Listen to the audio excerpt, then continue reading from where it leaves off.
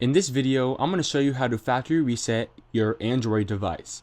So I am currently using a Google Pixel 6, but this will work for all Android devices. So head over to your settings, and then you can either search up factory reset, or you can scroll down to the very bottom and then go to About Phone,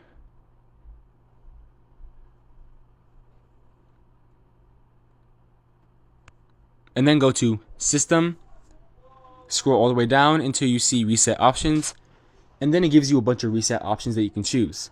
So, in order to factory reset, just erase all data, and then press erase all data. For iPhones, it's the same thing. All you have to do is find your reset options area, and then you can reset all your factory settings from there. If this video helped you out, go ahead and hit that subscribe button, like, and comment with any questions you have. I will see you in the next video.